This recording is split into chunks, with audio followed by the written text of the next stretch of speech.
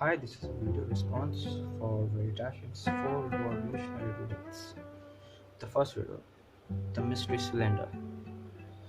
We have a slope, and what I think is that the cylinder contains a liquid with a very high viscosity, so that when it rolls,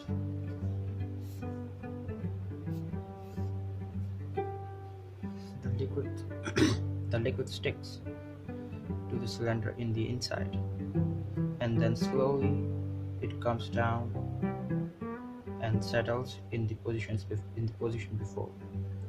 This process repeats and the cylinder rolls and stops and rolls and stops. This might be the solution to the first riddle.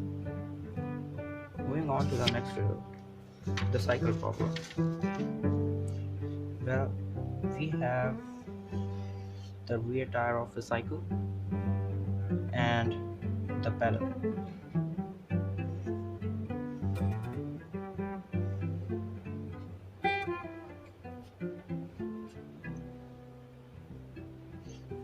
Now, a string is attached to this pedal and it is pulled by, let's say, an acceleration A. Let the radius of this spool be R1 and the radius of the smaller spool be R2, and let the radius of this bigger wheel be R3. Now, the angular acceleration of this spool will be given by A equals to alpha R1, where alpha 1 is the angular acceleration of this spool and R1 is the radius. Now, as these two spools are joined together, the acceleration of the chain will be same. So we have this is also equal to alpha 2 R2, where alpha 1 is angular acceleration of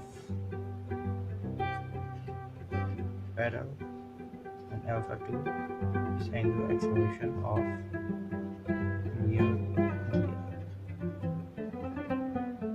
Now, as R1 is greater than R2 and we have this condition, we can say that alpha 1 is less than alpha 2. Now, the angular acceleration for the rear spool, the rear gear, and the rear tire will be same. So, we have the acceleration of rear tire is equal to alpha 2. Now, the acceleration of this point on the tire will be alpha 2 R3, which will be greater than alpha 1 R1. So we have, let's call this acceleration A1. We have A1 is greater than A. Now, considering pure rolling motion, we can say that the cycle will move forward. Now, moving on to the lap problem. This one was a pretty interesting one. We have a lap, let's say a track, whose total distance, or I can say total length, is S. The speed for the first lap is v1. So the time taken for the first lap will be given by S by v1. Let's call this time t1. Now let the speed for the second lap be v2. Now we have t2 for second lap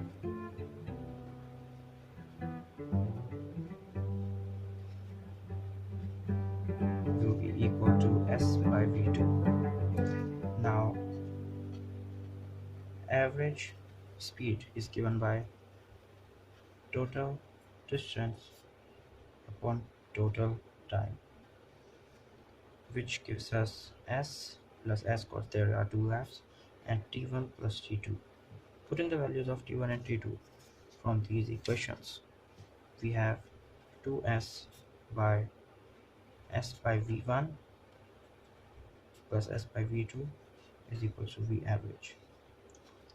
Solving this further, we get that 2v1 v2 upon v1 plus v2 is equals to v average, which is given to us as 2v1. Solving this, we get v2 equals to v1 plus v2. Now this condition is absurd because if we cancel these, we get v1 equals to 0, which cannot be because if we will move, if the initial speed is 0, we will not move at all. So there is no speed for the second lap for which the average speed will equal to v1. Moving on to the fourth and last problem.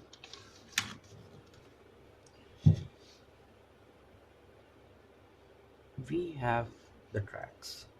Let's say this is the track for the rail, and this is the wheel of the train. Now the wheel of the train is supported on the track like this. Suppose that the train moves with the speed v. Considering pure rolling motion, we have that the speed of this point, the point of the wheel which is in contact with the rail, will be given by v speed here and a speed v1 in the backward direction.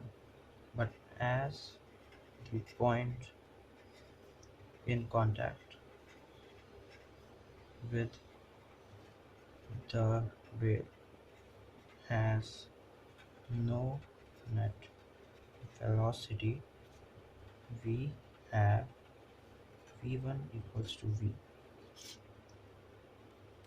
Let the radius of the smaller part of the wheel be r1 and let the radius of the larger part be r2. Let the wheel rotate with the angular speed of omega. Then we have omega r1 equals to v.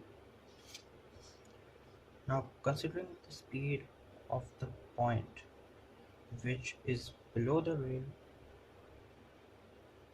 we have a speed of v in the forward direction and the speed of omega r2 in the backward direction.